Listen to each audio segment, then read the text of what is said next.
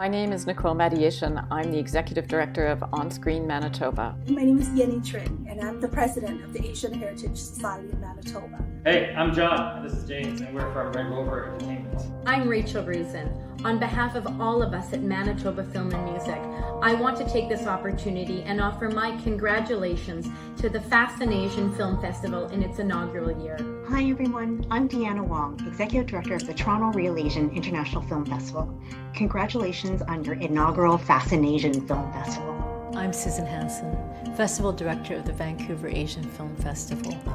On behalf of the Vancouver Asian Film Festival, I wanted to express our heartfelt congratulations on the launch of FascinAsian Film Festival.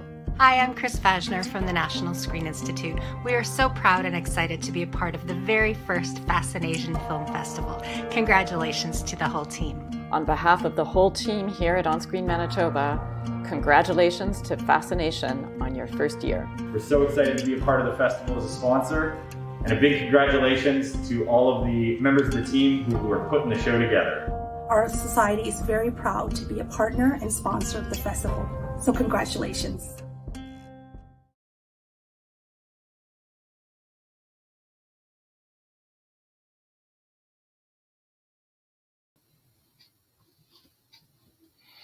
Hi, everyone. Well, it's been a great weekend, and I'm glad you could join us for our final live stream event for the FascinAsian Film Festival first edition. Before we get started, I would like to acknowledge that we live and work in the territories of the Anishinaabe, Cree, Dakota, Dene, and Oji-Cree nations, and the heartland of the Métis people. Treaty 1, signed in 1871, took this territory from 7 local Anishinaabe First Nations to make the land available for settler use and ownership. We thank the First Nations, Métis, and Inuit communities that have cared for Turtle Island since the beginning. With this acknowledgement, we remind ourselves of the discriminatory, racist, and colonial practices that have and continue to create barriers for Indigenous peoples and communities across Turtle Island. And after the events of this past week, the revelations of the mass grave under the residential schools, I think that we can all definitely this message needs to resonate with us now more than ever. To kick things off, I'd like to introduce this amazing team here. We have Karen Remoto, our VP and Programming Coordinator. Hi. Hi, Karen. We also have now our, Karen is also the Production Center and Training Coordinator at the Winnipeg Film Group. Also, we have Jay Yang, who is our Board Secretary. And lastly, we have Tommy Intherath, our treasurer, who also helps with a bit of everything. Say hi, Tommy. Oh, hey. Hi. So, go ahead, G. All right, so we've had some great conversations with filmmakers in the last couple of days and watched some fantastic films. The Manitoba Short Film Program is a special one because it was the start of it all. In the previous years of Asian Heritage Months, there was an Asian Film Night program, which we started screening local shorts and some longer films as well, featuring local Asian filmmakers, actors, or stories about Asian Manitobans. We are proudly Manitoban and recognize that we have a pretty special industry here with a multitude of programs, service or organizations, access to resources, and talented people who support emerging filmmakers and help them carve out careers, or at the very least help to elevate their art to the next level. We have with us today the filmmakers from the program, and one thing that we would have done at a live screening is have the filmmakers come up to the front of the theater and say a few words about their film. So we're going to assume that everyone watching here today has seen the films, including myself, right? Yeah. And if not, then you can go to our festival watch platform, Eventive, and watch them all today. The link is in the description below. Yeah. So we're going to kind of talk to introduce some filmmakers and bring them up here to have a little chat with them one by one. Anyways, but I'm going to introduce our first group. Actually, we only have unfortunately, we can only fit a certain number of people on screen with this program. So first of all, I'm going to introduce the filmmaker for Rising from Refuge, Sydney Palmerath. Hello. Hi, Sydney. Hi. Next up is the filmmaker of Strong Son, Ian Bawa. Hello, world. It's great to see you all. I like to wear my glasses when I do these so people know if I'm telling the truth or not. It's great. Next up is the filmmaker for I Am, Joanne Roberts. Hi, Joanne. Hi. And next we have the filmmaker for the film Not You, Alexander Nguyen. Hello. And finally, in this group, we have the filmmaker for Bakla, Jim Agapito. What's up? Hi, Jim. Hello. Great. So, welcome everybody. This is, we can call you Group A because we have another 5 filmmakers waiting to be questioned, but we'll get to them in a little bit. But first of all, let's talk to you guys. First of all, I'd like to ask you each the question: how did your films come about? If you can kind of like give us a little, just a brief summary of like what happened to like for this film to become reality. Let's start with Sydney. Okay, so my film started out with a school project at my university. We had to make a 2-minute film about our family using only pictures without videos. So that was kind of like a rough film compared to how it is now. So I pitched it to CBC and I ended up remaking it into what it is today, and more full-fledged story of my family's history. Cool. Great. And next, let's talk to Ian. Oh man. Question: how did your film come about? Try to keep this short and concise because I've been told by someone here, Alan, I talk too much. No, I'm kidding. He didn't. He told me that in confidence. It's too much. I talk not enough. No, I think in general, like films, personal films, any film, it's just like they come from so many different seeds. The very quick version, this is a film starring my dad, and it's about my dad and mine relationship, and it's about a bodybuilder and a dad at the gym together. Well, I lived at home till I was 30, and because I was my mom died at a young age, and my dad and I became very close, and my dad was an introvert and I'm an extrovert, and I would go to the gym because after my mom died, health became important to me. And so my dad would just come with me because he just needed to get out of the house, and he would just come and sit and watch me at the gym. And so that was a bit of the seed of it, as well as I met a bodybuilder the year I made the film, and he kind of influenced me as well because I was like, he's a better version of me. And then the third thing that happened that made the movie was I got broken up with, and it just kind of broke my heart. And I went to, and it was on my birthday, and I had to go to like a birthday brunch with my dad, and I went to the restaurant and I just told him what happened. I started crying at the restaurant, and he kept telling me to like, don't cry, be strong, be a man. Like a lot of the stuff that was kind of like I remembered from my childhood, where I was like, that doesn't help. It like be a man. That doesn't like, and it kind of influenced what the Strong Son is.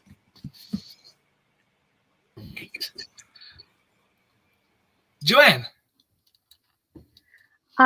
So last summer, after winning the Gimli Film Festival, I took a workshop with a bunch of other Asian creatives, and we were exploring our identities and our bodies. And for me, a big thing that was so prevalent when I was growing up was my skin tone. And I was always told that I was too dark, or when I was like really pale like I am now, like this was just perfect. And so I got into contact with Robin Summerfield over at CBC Creator Network, and she really wanted to work with me, and I really wanted to work with her. And she was like, Joanne, what do you have to say? And during that workshop, I had written like a 5-minute personal sort of just like chain of thoughts monologue. And I was like, this is what I want to say. And here we are.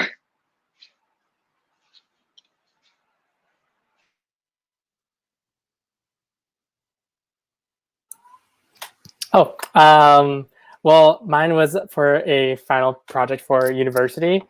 I guess I wanted to tell a story, just kind of a very personal one, and I guess I just didn't grow up watching a lot of Asian things, so I just wanted to put up like an Asian queer person like on my screen as a story. So it was just kind of based off of a small little racist thing that happened in my high school, where somebody I like just straight out told me that he would never date an Asian person and like don't find them attractive. So it was like this weird thing that subconsciously was in my soul, and then I like dug it out to like make this film, which was very hard. And honestly, like looking back at it, sometimes I kind of want to like die just because it's just so close to who I was as a person and just how much pain I went through with just making that whole film. But yeah, it's basically that. My trauma was how this film came up about. Hey, so I was working on another project for CBC for Philippine Heritage Month, and I met this incredible photographer named Ali Gonzalo.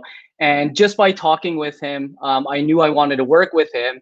And all of a sudden, he said that he had an idea to do a portrait piece of Bakla, which are people who, it is men who identifies either gay, trans, and basically, it was like the Filipino culture has this stereotype and discriminates a lot of against baklas, and I was interested in hearing my friend's story and knowing more about the subject. And we collaborated, and it became a thing for CBC Arts.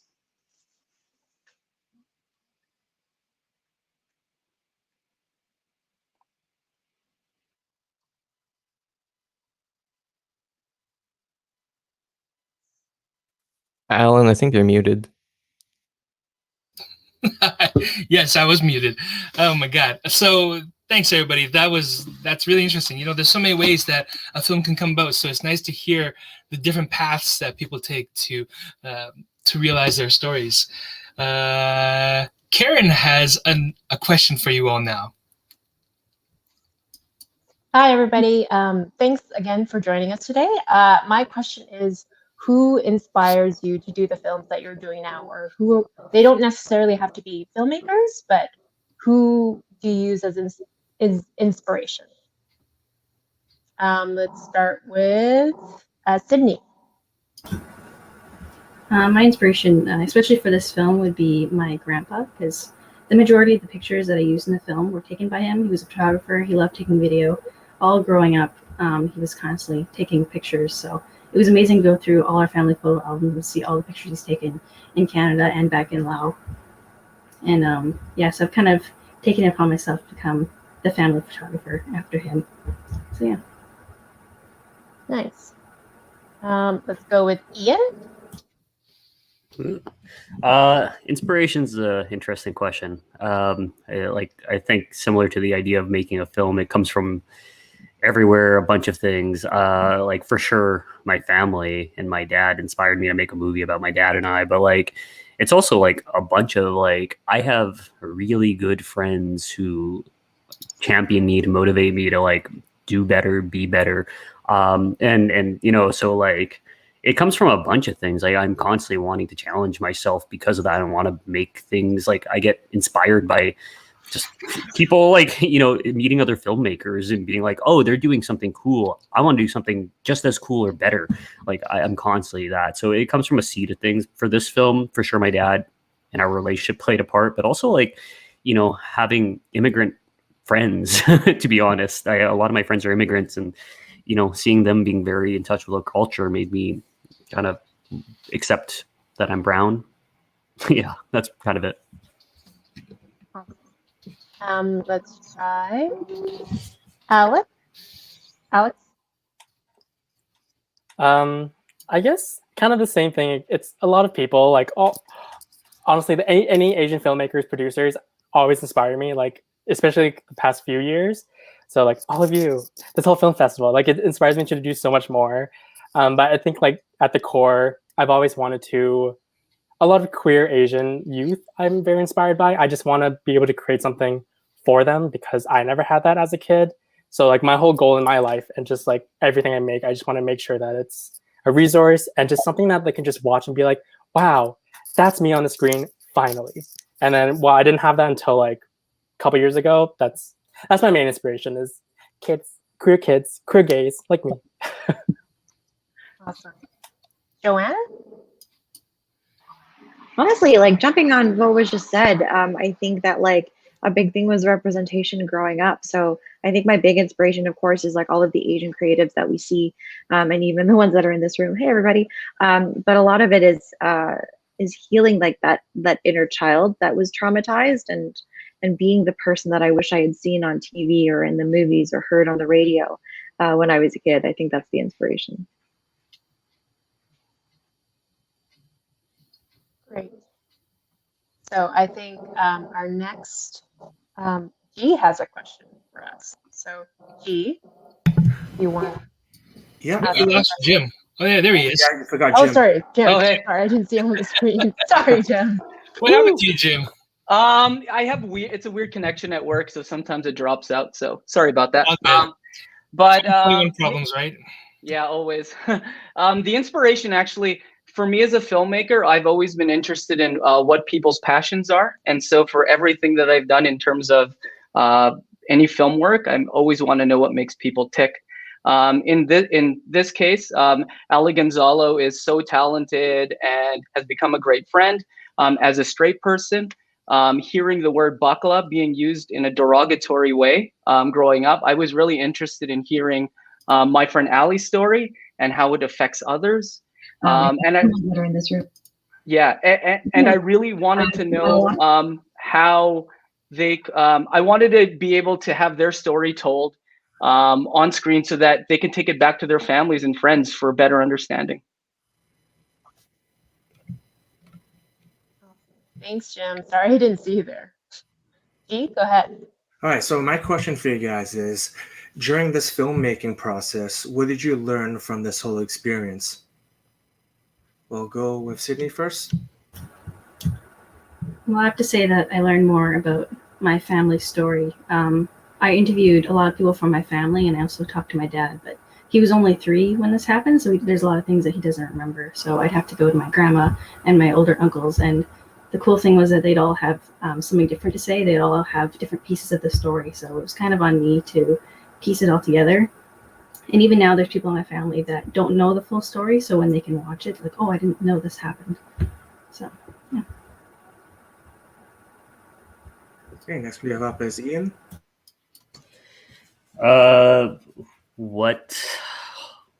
What I learned in this scenario. Sorry, my foster dog is like needy as hell.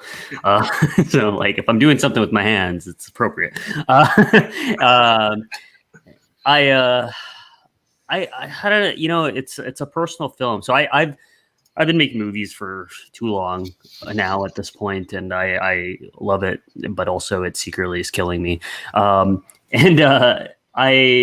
I think it took me a very long time to realize that like you can make successful films, you can make films that audience likes, but what really connects with people is like vulnerability and putting vulnerability within your art, whether that's film, whether that's music, whether that's whatever. That really just connects with an audience because they can tell when you're being sincere. There's no different of talking to someone in person or showing them a film that you've made, and they can tell when it's BS, and they can tell when it truly comes from a place. And that being said, so I think there's an important side there of just being vulnerable with your art, which I learned from this film, because it was me making a film for me, because it was about me, that ended up connecting with people. And then I also learned with this was you got to be careful with the vulnerability, because I have to now spend a lot of time talking about this film and why it's important, why it, like my relationship with my father and all this stuff. So it really was like a two-sided or two-ended sword, where I'm just constantly having to like be vulnerable in front of strangers and talk about it with other people and stuff like that. So it's important, but there's a balance to it. Okay, next we have Joanne. Everyone's answers are so very like well thought out and eloquent. For me, it was never say no to getting more B-roll. So I had to do like 2 reshoots for this just to get B-roll that I could use. And it was like, oh, I should have known this before, but I thought I was good. I wasn't good. So always get more B-roll, always. Okay, next we have Jim. What did I learn? One thing that I learned was that I guess the power of film. Having old school Filipinos come to me and talk to me about the film. When there's this perceived notion that they have of bakla, I think that was amazing. Being able to have that conversation with family members who are they might not feel the same way as the people in the film, but they definitely had an understanding and started dialogue. The other thing is that if you care about something, you will work as hard as you can. I was away in Europe filming, and I was having to look at rushes and go over something with an editor, and I just burned the candle at both ends. But I think with the result we got, it was so worth it. So if you care about something, and I'm sure everyone in this panel agrees with that, you will work as hard as you can to get it done, even if you're tired, even if you're only on 2 hours of sleep.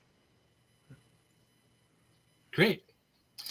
I think that's these are all fantastic answers, because we all have different situations, and it's from what I'm getting, though, it really does boil down to sort of like being completely committed, being telling a story that does mean something to you, and making sure that you're not trying to put up bullshit in the world, for lack of a better word. I want to kind of like have put the screen like this for a little bit, so that we can kind of all have just like a few minutes of just conversation between all of us. And Tommy, maybe you can ask one of the questions, and we can use that as sort of our discussion topic. Thank you, Alan, for bringing the mic to me. Hey, everyone. Here is a wonderful question for y'all. How do you feel about the state of diverse representation in media? We'll start from the bottom, and then we'll make our way up, kind of. We'll see. But or is this an open discussion, Alan? I think it can be open. It's like whoever has thoughts about it, say Okay. it. Yeah. So politely interrupt each other if it happens, and go. I like that you said started from the bottom and then go up. I did not say started from the bottom. Now you did not go Drake. I thought that was very funny. Very good comedy there. Anyway, someone else start. I work in the media, so it's like I see how stories are. You always hear things that are bad, or you never hear about I feel like brown people don't get enough good stories on them. You always hear about something bad. You hear about something to do with COVID or something tragic happened. Well, I think they're really trying to push great items into the news, but it's still not happening, and we're far away from that. And I'm glad that where I work at CBC, they're trying to have diversity and inclusion, people just working on that to make sure that the community is well represented, and we've got a long way to go, but at least we're trying. And at least with everything that's happening, things like this, there's a dialogue. And I think that that's the most important thing that can happen right now, is that there's a dialogue, and that we show that we're talented, and we're not just, we're doing this one little thing, it's like, oh, cool, let's have attention. It's like, no, it's because the work is great. And I think that that's what matters now. I think Jim said it pretty succinctly. I think that we've made great strides so far. I think there's still a very long way to go, but I think we're doing better every day. I think that a big part of really pushing for true diversity and true inclusion is power changing hands. So giving Asian creatives, BIPOC artists, the power to be able to amplify their own voices in their own platform, in their own way. So something like this, Alan, Tommy, Karen, Jay, FascinAsian, it's amazing, because the power is in our hands to tell our stories the way we want to.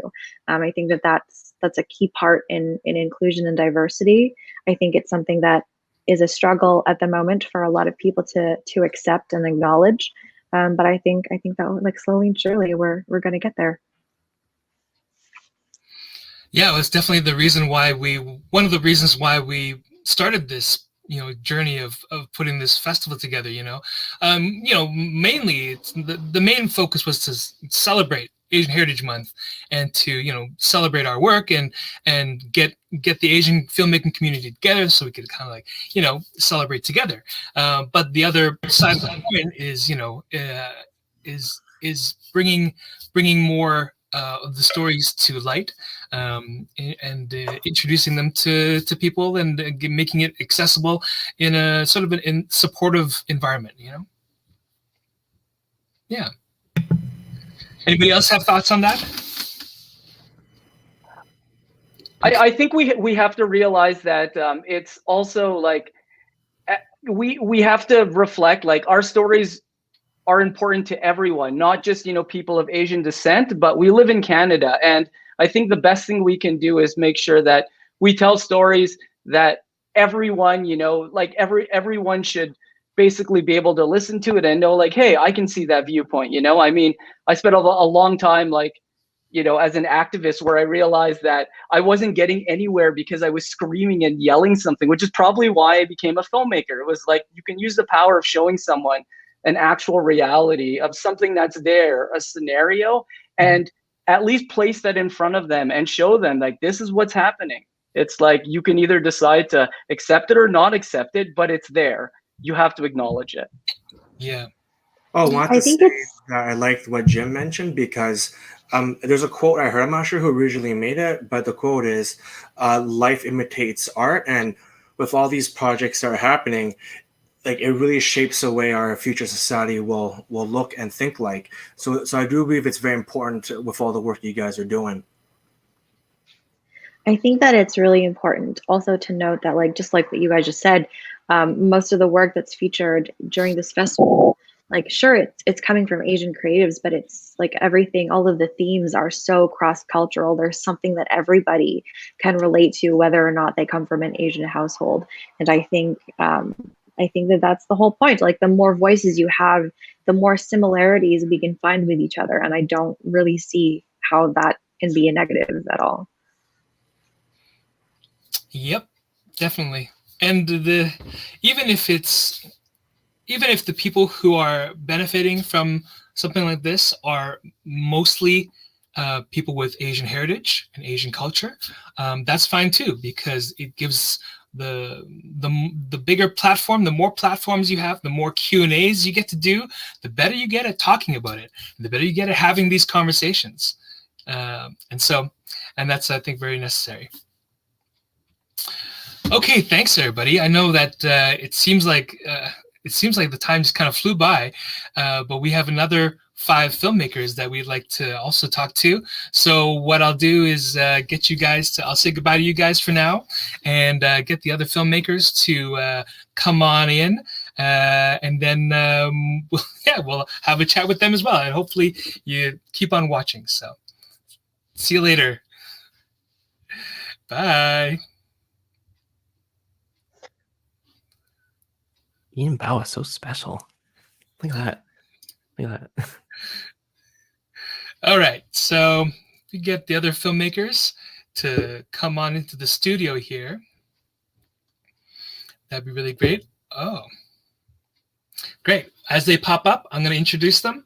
So we have the filmmaker for In a Moment's Notice, Alec Carlos. Welcome, Hello. Alec. We have the filmmaker for 1,000 Paper Cranes, Nathan Flores. Hello. Welcome, Nathan. Hi. Ian and Jim, you actually have to leave. So you're just hanging out backstage, I know, but unfortunately there's only so much room backstage too, or else other filmmakers can't jump in. And the filmmaker for Vengeance, Chelsea Mars. You need so much room backstage too, or else other filmmakers can't. Okay, you can. And the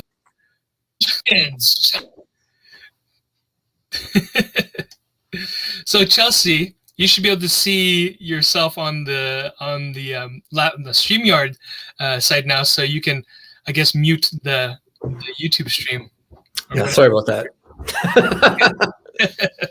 It's all good. And who else? Oh yes, the filmmaker for The Kill Switch, Anthony Javier. Welcome, Anthony. Hey. All right. Good to see you guys. That's all we have for now. So let's get started with this. So thank you for joining us, Group B. And Group B. yeah, exactly. Logistics, right? If this was in real life, if this was in a theater, we could all just be there, right? But unfortunately, we have limits here with technology. Anyways, I'd like to ask you all a question about, well, obviously about your films. Let's just start with talking about your films. Your films are all fantastic. They're all part of the Manitoba Shorts program, obviously. Just give us like a short summary, a brief statement about like how your film came about, like what happened to like make it a reality. Yeah, and we'll start with Alec. Cool. So it was kind of a weird story because this was back in January, and then one night me and my roommates were kind of just chilling, and my roommate Renz, former roommate now, he was just like testing out this new lens. I was just looking at him like, oh, it looks so beautiful.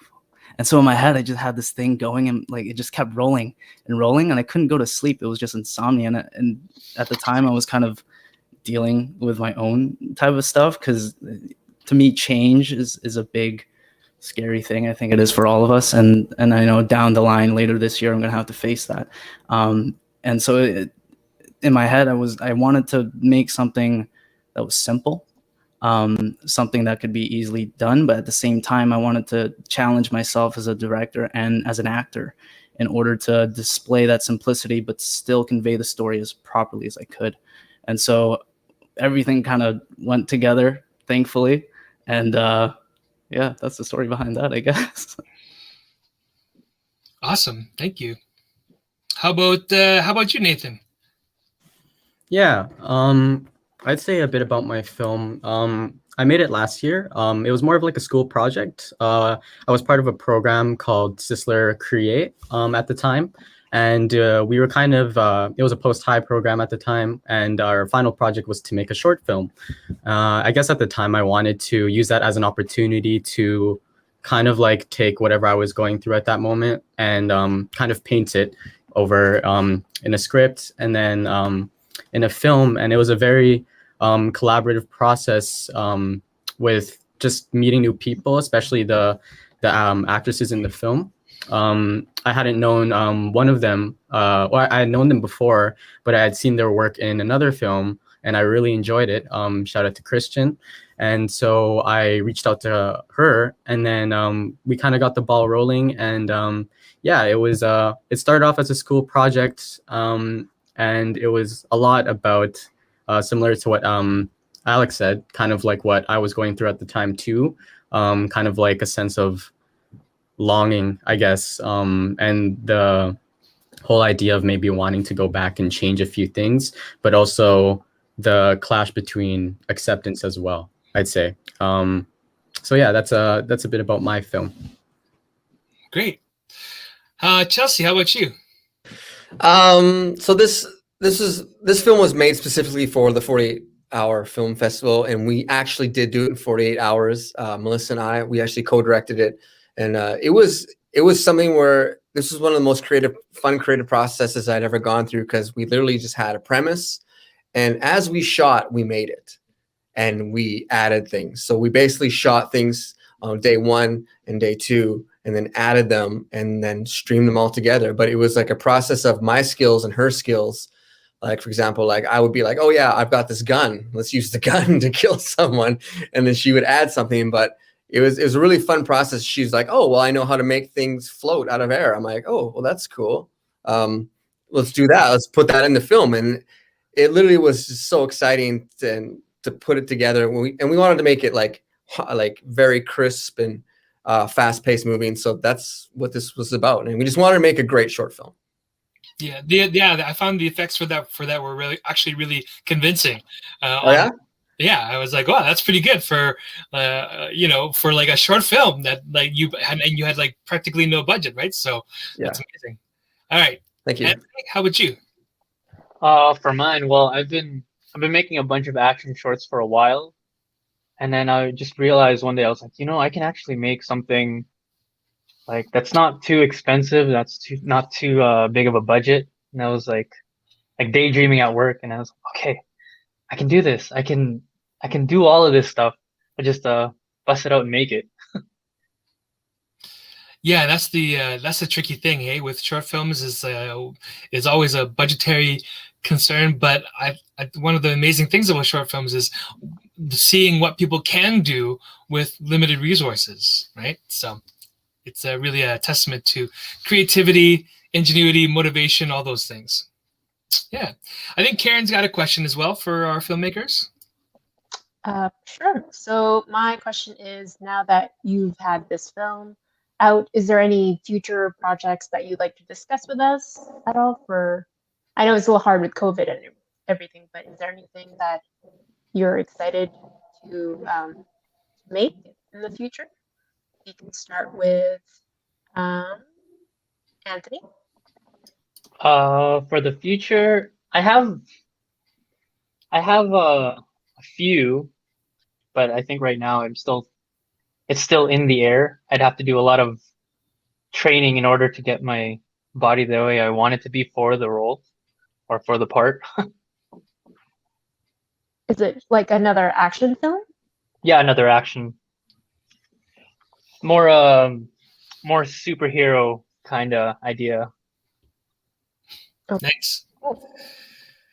How about Alec? I do have this one project that Bo Demsis and I shot like in April and beginning of May, right before we got hit with this, all the restrictions again. It's called El Tragico. It's basically like I make music under my AC Breeze moniker or whatever. And so this is kind of like a music video album visualizer short film hybrid thing. And I went like really deep into this whole lore and story. And it's basically about a lineage of this cursed luchador, I don't know, lineage, I guess. Yeah, I already said that. But it's basically that. And it entails all these different incarnations and just how, it's all about conformity in a sense. And that's the big tragedy of each incarnation of the Tragico character, is that, how much are we willing to give in order to be loved by other people, which is the big question. And, sometimes if people just kind of boo you in a wrestling sense, and it is it's a wrestling based thing, in a wrestling sense, if people think you're a heel, the antagonist, sometimes you got to play the part. And so that's kind of like the dark part of the whole El Tragico thing there. But yeah, that's coming out in July, I think. Oh, wow. Awesome. That sounds great. Can't wait to see it. Nathan? Yeah, I do have a project that I'm planning to start, or I've kind of started the pre-production phase. I plan on calling it, right now, it's called The Renaissance of Memory.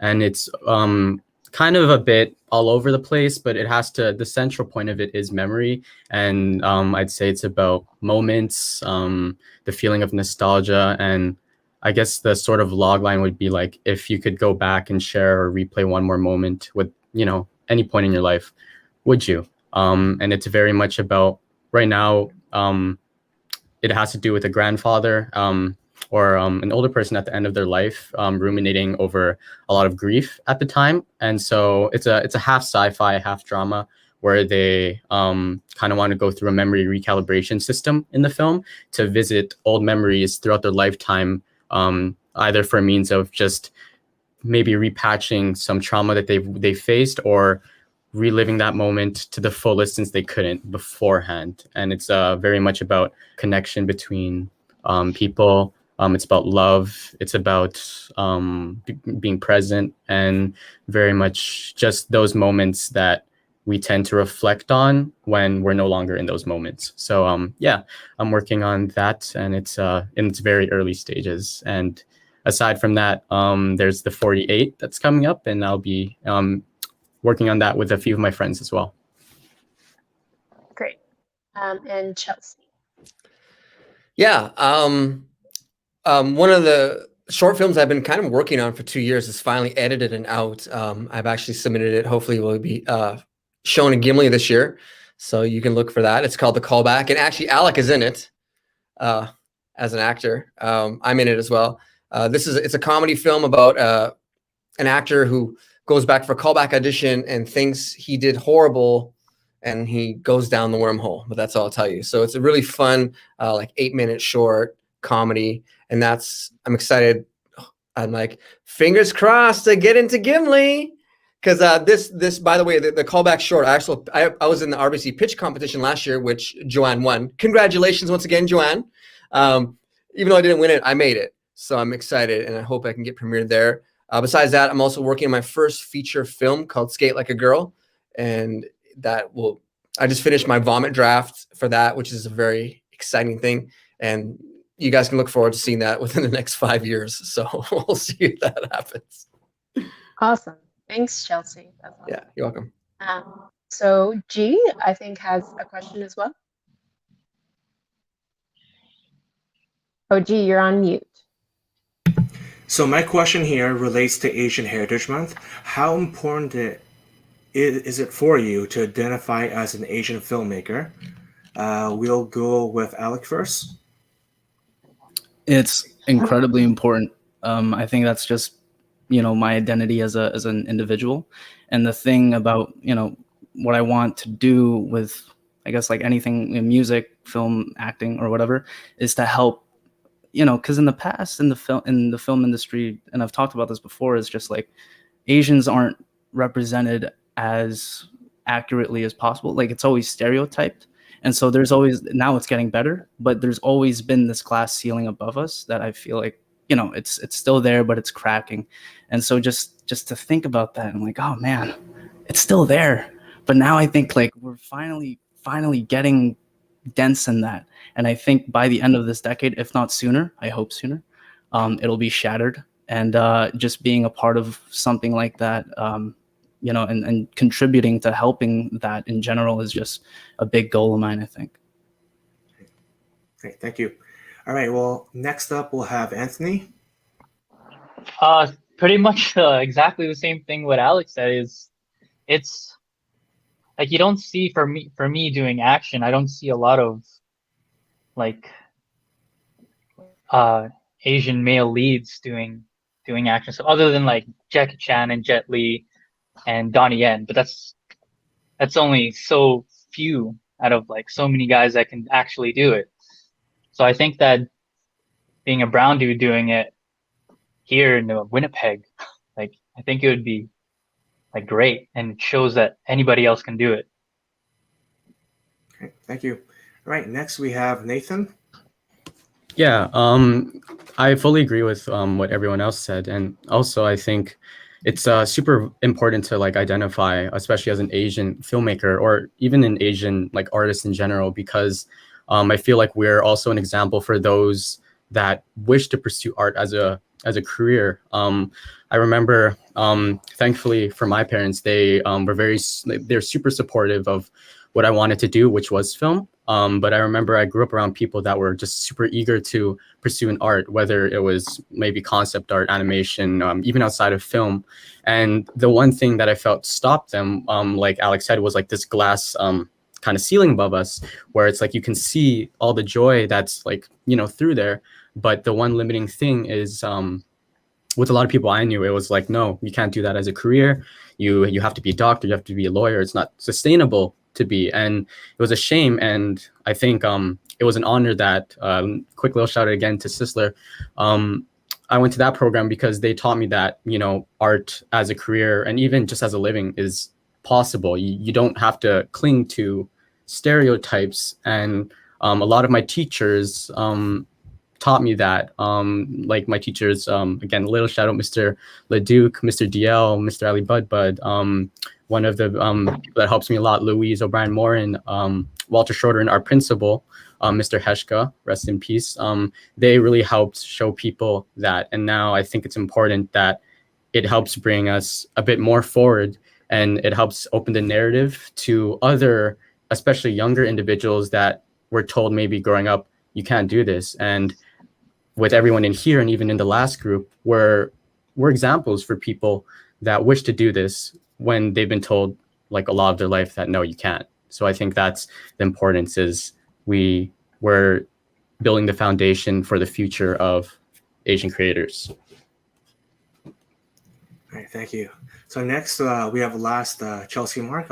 We have him last because I know he'll probably have the most complex response. Thank you. Thanks. Yeah. Actually, no, I just thought about this when I was watching the other one. Is that Asian film festivals, Black film festivals, Thailand film festivals, Japanese, whatever different person of color film festival you are. I just thought of this analogy is that these are important. These film festivals are important because it gives us opportunities specifically for our ethnicity and our race that we haven't been given. If you're thinking, I did this the other day, if you look on Netflix and you look at all the movies, you will see that every lead or almost poster actor, there's not much variance in it, right? It's all one color. So the analogy I just thought of, like, every person of color is fighting to be in the main fruit section of a grocery store. So this is the analogy I just thought of, because everyone goes to a grocery store, it's like, oh, I like apples, I like oranges, I like plums, but a lot of times fruits from other countries are specifically labeled as exotic fruits, which people won't go into. So I feel like every person of color is fighting for the exotic fruit to be mixed into the main fruit section so that it becomes the norm where everyone's Alan, we want to be the avocado. Nice.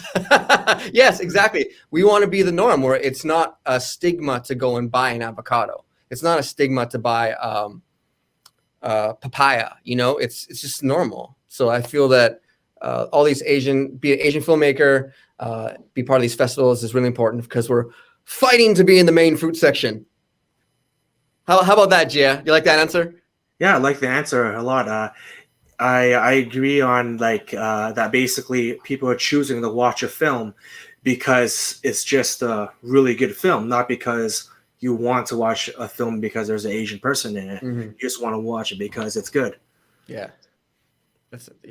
Exactly.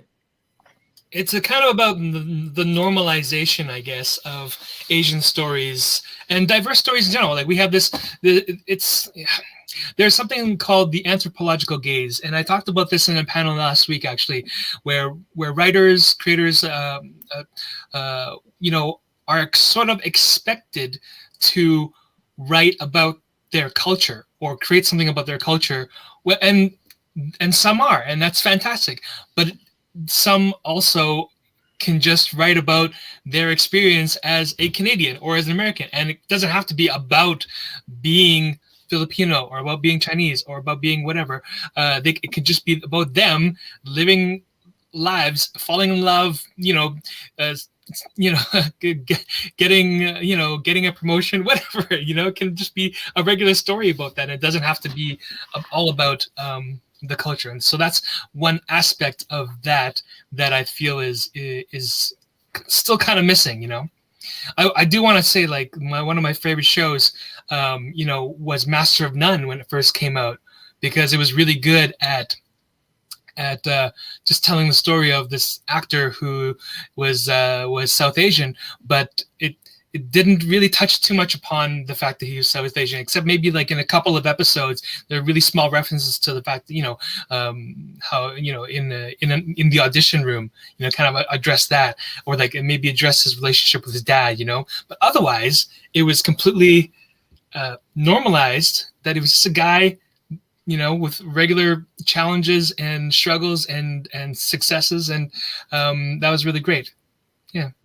Yeah, and on adding to that, Alan, it's like, especially it's like, when they touch about his dad, like it should really be about just like, no, that's just a dad. It's not a specific ethnicity dad, like all dads. Like it's just a dad, man. It's my dad. It doesn't like, oh, all ethnicity dads are like that. It's not. It's just my dad.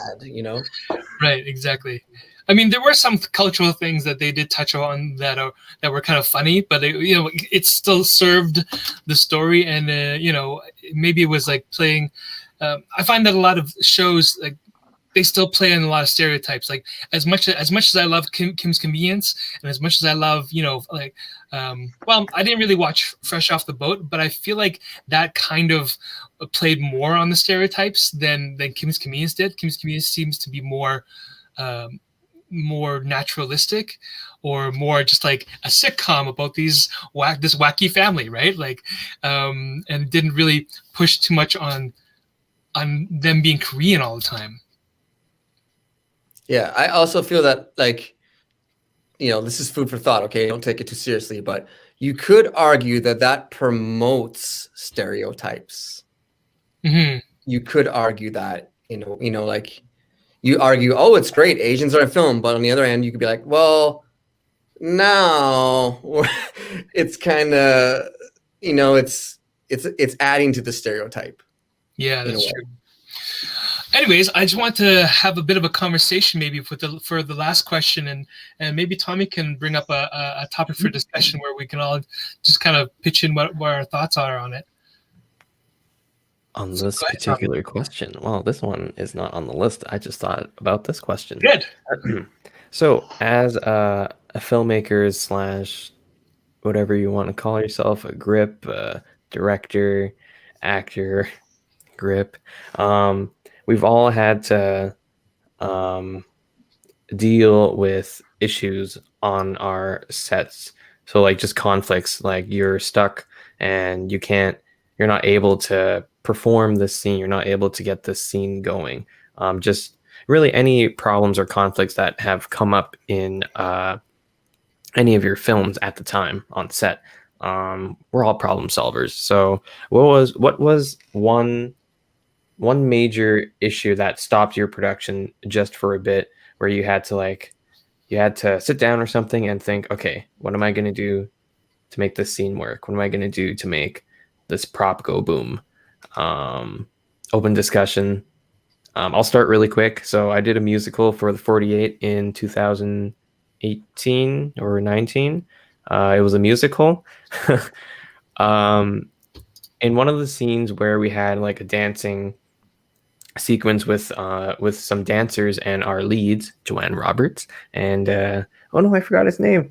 I'm so sorry. If I remember your name, the other lead, I'll mention you. But we were supposed to have like 5 to 6 dancers, and I think only one of them made it.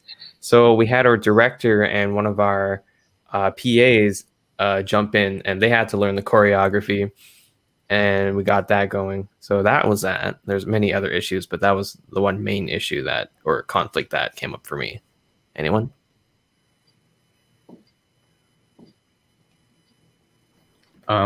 For me, it was Winnipeg, and it's -40 weather. We were shooting outside, and luckily there was like a parking lot like close to where we were shooting, but it was so cold outside, and with like tiny Sony mirrorless bodies, they overheat, or they don't do well in the cold. So it was like, okay, we got to time it right. And on top of that, it was just everyone else's schedule too, like what works, because it was shortly after, I'd say, Christmas that we shot this, over 2 days.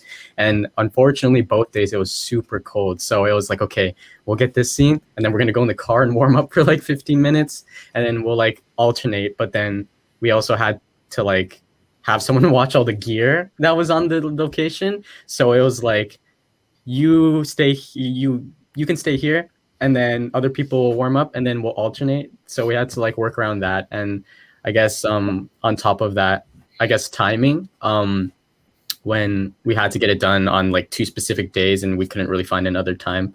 And there was actually one of the final scenes in my film at the very end, and we had to shoot that super quickly because one, it's like the actor had to go, but again, it was freezing, and I didn't want to keep anyone outside for like any longer. So that was mine. Nice.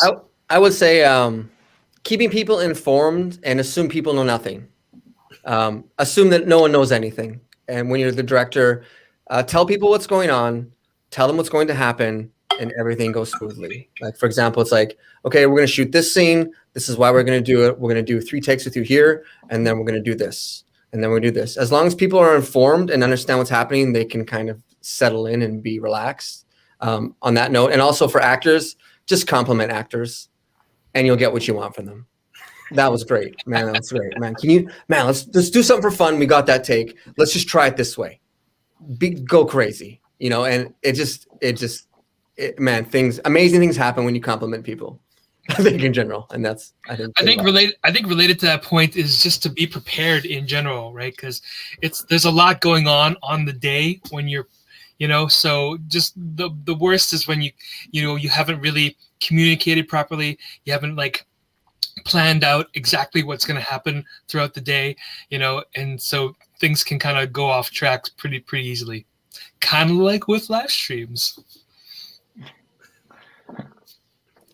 For me, this is more of like an acting example. When I was on Esther back in November, on my first day, this is probably like the biggest role I've gotten to date, and so I was scared, because the one thing I didn't want to do is mess up and like make people, producers or the director think, why do we choose him, And so going in that first day, I was like, oh, what's going on in my head? And that was the big problem for me, was I was in my head, and I kept talking. It's just all self-talk in my trailer. I was just going back and forth. I probably lost like a pound or something just from pacing back and forth.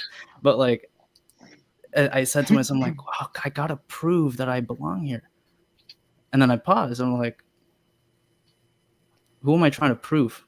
What am I trying to prove to who? To the producers, the directors? I'm already here. They picked me for a reason.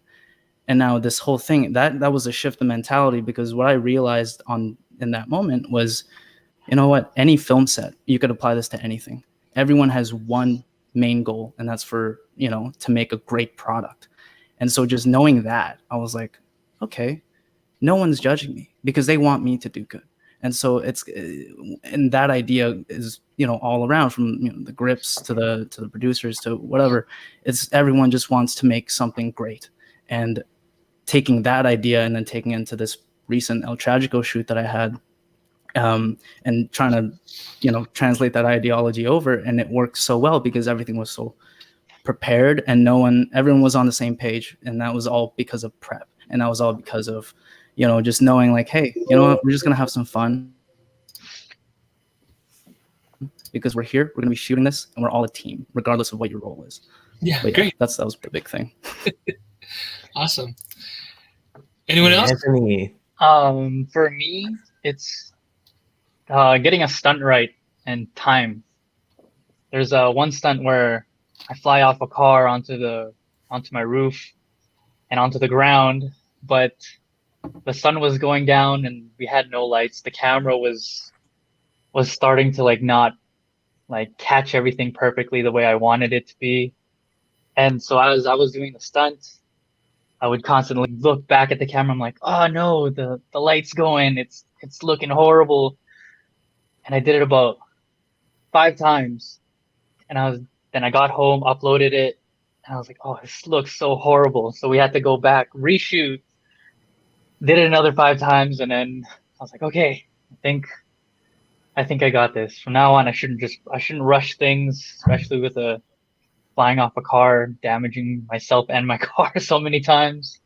I was like, okay, I'll just take my time with it. Amazing. Thank you, everyone.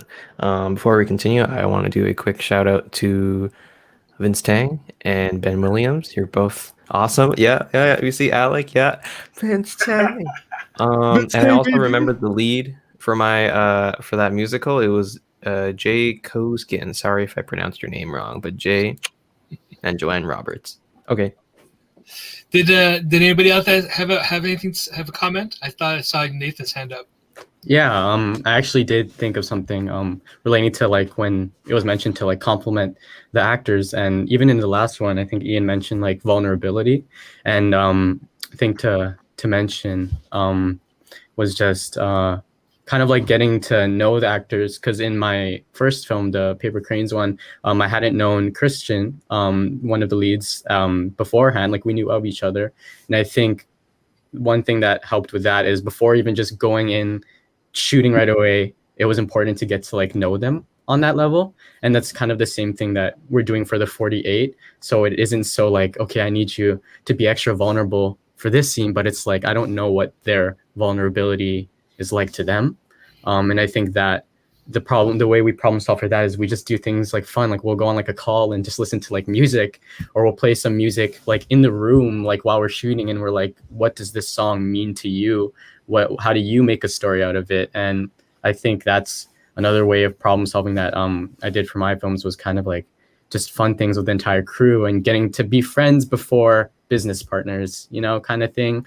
We'll play like card games with super deep questions. And then when we kind of know each other on a more personal level, that's when we kind of take it to the next step when we're actually shooting. And I think that was a cool way we kind of, I guess, problem solved and helped prep us more for Principal Photography Day.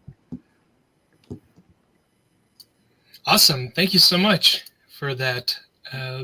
It's been really interesting talking to all of you about your films. Thank you so much. We are actually going to go into the next section, the awards presentation. This is the final thing that we've got to do today before the festival sort of wraps up. I mean, you can still access all the films, watch all the filmmakers' films on our watch platform. The link is below in the description.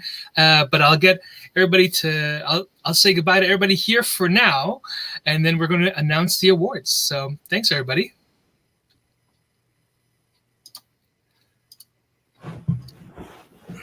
All right. Cool. All right. So hopefully everybody's still watching at home. And so when we announce these, we'll get you to come back in, if the winners to come back in and say a couple words. So to all of our filmmakers, congratulations again. Thank you for taking time to join us today and for sharing your thoughts. And this is very true. And some of the topics that we've discussed here are a little bit challenging, but they're important. And I believe that the more we have these conversations, the easier they will become. G? All right.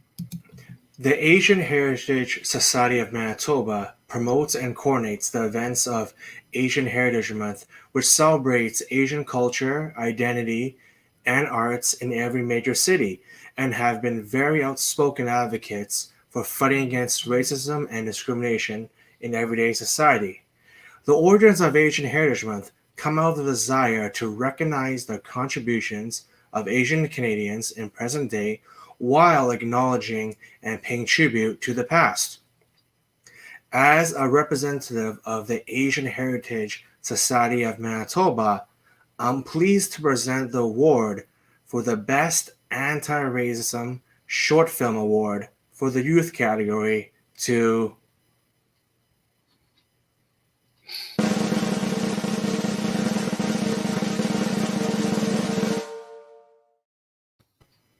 Alexander Nguyen for his film Not You. Come back in, Alex. Woo! Woo! Applause, 10,000 applause everywhere in the world. If you're from Canada, if you're from the States. Yeah. Okay. Okay. Well, hopefully Alex can come back in to say a few words. There he is. Oh, there he is. Hey. Hello. Hi. Congratulations. Not gonna lie, did not expect this at all. Thank you. I don't know what to say. I am actually very speechless.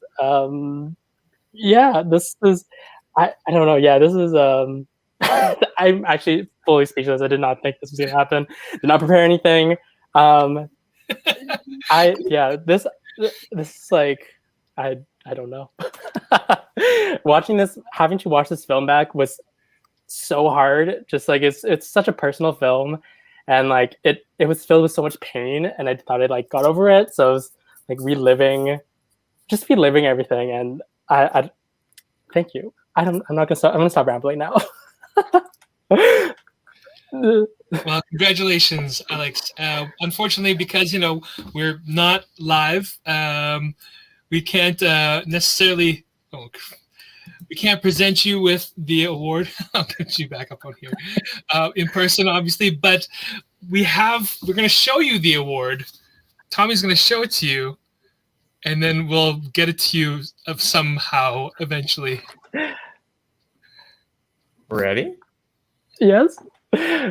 Special VFX here. Oh my god!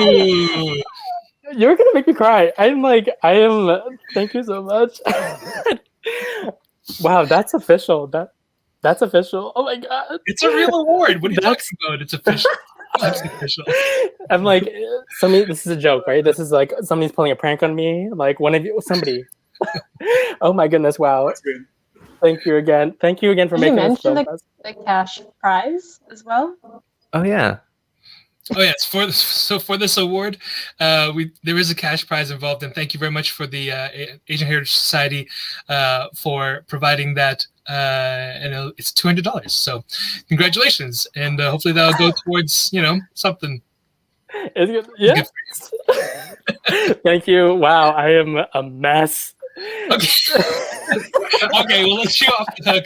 I'll let you off the hook. Thank you again so much. This was a great festival. We'll be in touch. We'll see you next Yeah. time. That's so funny. Okay. All right. So also sponsored by the Asian Heritage Society of Manitoba is the award for best anti-racism short film adult category. And the winner is Oops, sorry, wrong one. There we go. And drum roll, everyone.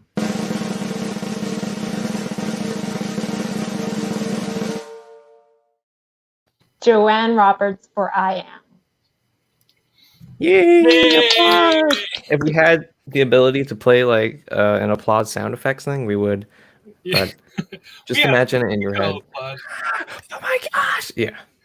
So yeah, Joanne can come in anytime. Oh yeah, I'm If sure she's still here, if she's still watching. There's a couple of seconds lag, so bear with us, please. This is obviously not as smooth as an award show should be. But here she is.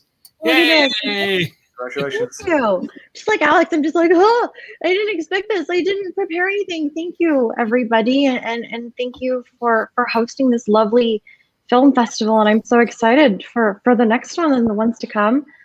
This is truly wonderful, and yeah, I appreciate you all so much. Thank you. Oh, shout out to my crew, the Ordinary Film Co., Alex and Chris and Sam. They were all super wonderful and helped keep my dog quiet while I was trying to read lines on camera. Superstar team. Yay! Thank Tommy, you. show her what she's won. Doo-doo. Ah! Ang galing! That's so cool. Thank you so much. And we'll get that to you sometime after. So Thank you. thanks, Joanne. Congratulations. Thank you.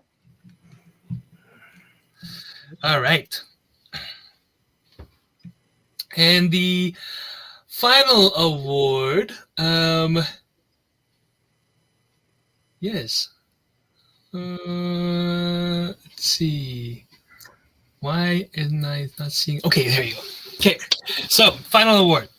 In partnership with IATSE 856, we are happy to present the award for Best Manitoba Short Film 2. Ooh, sorry, wrong tag again. First, we'll do that first. So y'all see that down there? You want me to say it again? Okay. Yeah. We're happy to present the award for the Best Manitoba Short Film 2. Drum roll.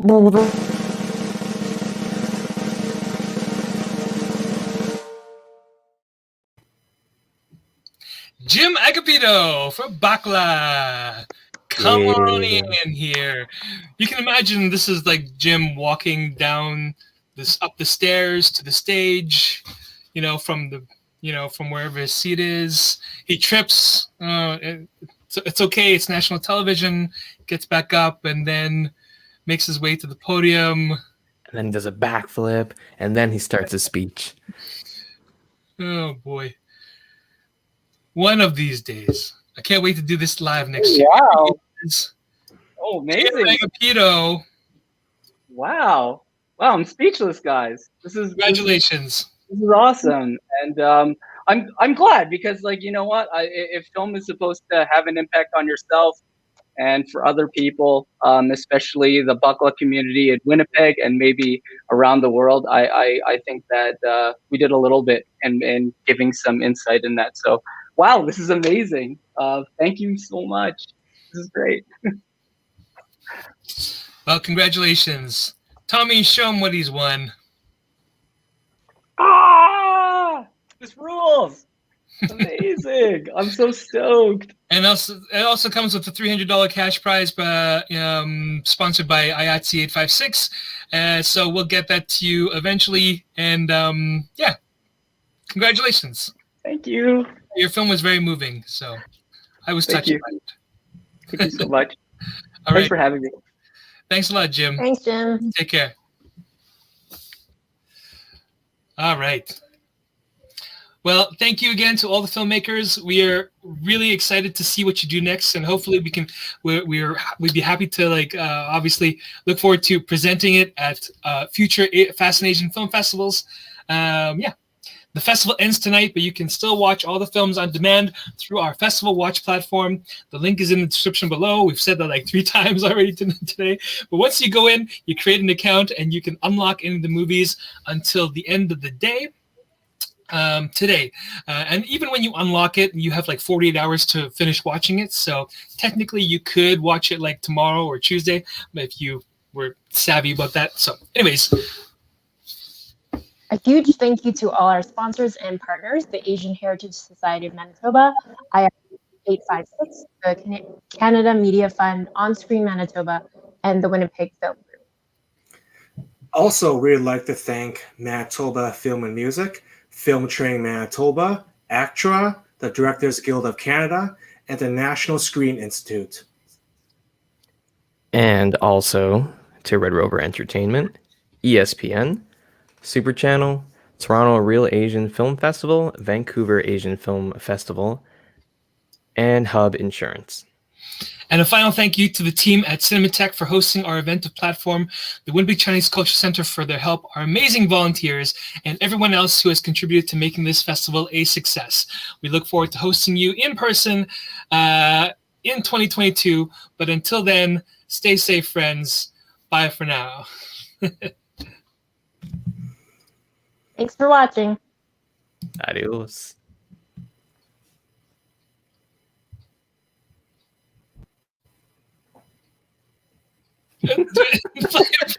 I got it.